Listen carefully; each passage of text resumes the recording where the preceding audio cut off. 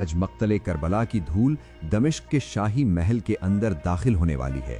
आज वो दिन है जब ज़ाहिरी बादशाहत और बातनी सल्तनत आज एक दूसरे के सामने खड़ी होने वाली हैं। दोस्तों, आज हम उस मंजर का तस्करा करने जा रहे हैं जहां वक्त के बड़े बड़े सूरमाओं की जुबानें गुंग हो गई थीं और जहां एक कैदी शहजादी ने वो जलाल दिखाया कि यजीद का सोने का तख्त आज रेत की दीवार साबित हुआ। भाइयों, जरा चश्मे तसव्वुर से उस मंजर को देखिए।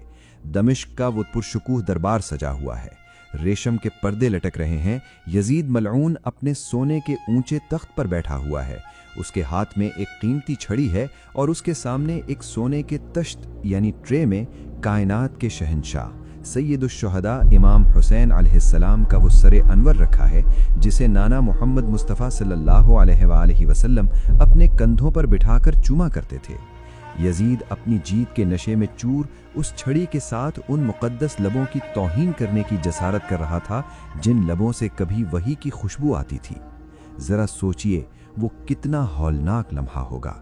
लेकिन क्या आप जानते हैं कि ऐन उसी वक्त जब दरबार में सन्नाटा था, जब यजीद अपनी ताकत पर उतर रहा था, तो जंजीरों में जकड़ी हुई उस शहजादी ने, जिसे कायनात सैयदा ज़ैनब सलामुल्लाह अलैहा कहती है, उन्होंने यजीद की आंखों में आंखें डालकर वो कौन सा ऐसा जुमला कहा था कि यजीद के हाथ से वो छड़ी गिर गई।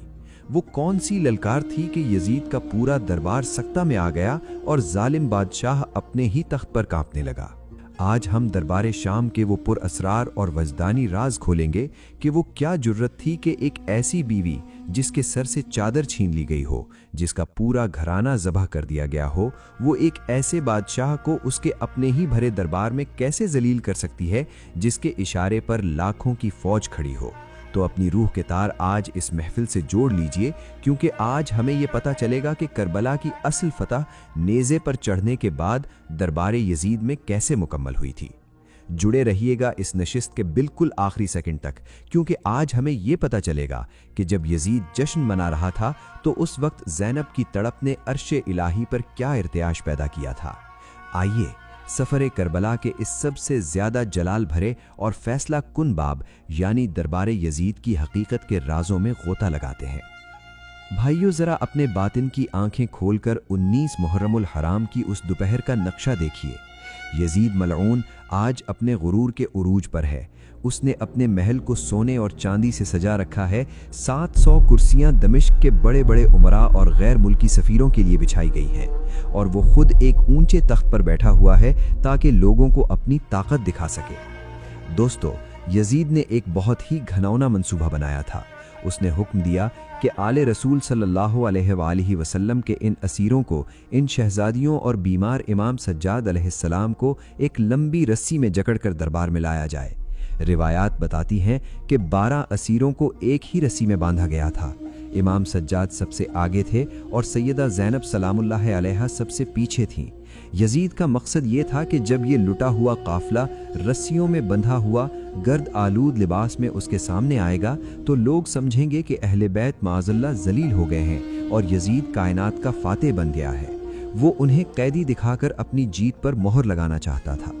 अब यहाँ वो लम्हा आता है जिसे औलियाए अल्लाह हक की बातनी सल्तनत का ज़ुहूर कहते हैं।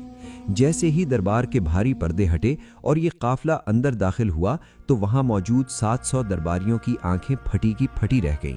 यजीद ने तो कैदी बुलाए थे, लेकिन जब सैयदा ज़ैनब सलामुल्लाह अलैहा दरबार में दाखिल हुईं तो उनके चलने का अंदाज, उनके सर का वक़ार और उनके चेहरे का वो जलाल ऐसा था कि जैसे मौला अली करमल्लाहु वजहुल करीम खुद चलकर दरबार में आ गए हों। बुजुर्गान दीन फरमाते हैं कि बीबी ज़ैनब के लिबास पर करबला की धूल थी, सर पर ज़ाहिरी चादर नहीं थी, हाथ रस्सियों में थे, लेकिन उनकी आंखों में वो हैबत थी कि दमिश्क के बड़े बड़े जर्नैलों ने अपने सर झुका लिए थे। औलियाए अल्लाह फरमाते हैं कि उस वक्त बीबी ज़ैनब के गिर्द अल्लाह की गैरत का वो नूरानी हाला चमक रहा था कि यजीद जो तख्त पर बड़े फ़ख्र से बैठा था, जैसे ही उसकी नज़र सानिए ज़हरा पर पड़ी वो बेख्तियार अपने तख्त से पीछे हट गया। उसके चेहरे का रंग पीला पड़ गया और उसके हाथ कांपने लगे। वो कैदियों को जलील करना चाहता था, लेकिन इन कैदियों के वक़ार ने यजीद को उसके अपने ही तख्त पर भिखारी बनाकर खड़ा कर दिया।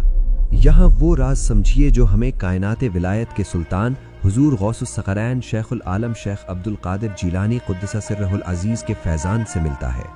गौसे पाक फरमाया करते थे कि मियाँ याद रखो, इज़्ज़त कपड़ों की, महलों की या रेशम के पर्दों की नहीं होती, इज़्ज़त तो उस नूर की होती है जो अल्लाह अपने प्यारों के दिलों में रख देता है।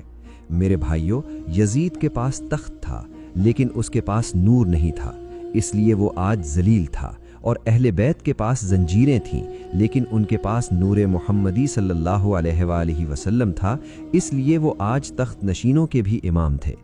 उस दिन दरबारे यजीद में अल्लाह ने यजीद को ये दिखा दिया कि ए बदबख्त, तूने जिस हुसैन का गला काटा है उस हुसैन का खून आज ज़ैनब की रगों में जलाल बनकर दौड़ रहा है।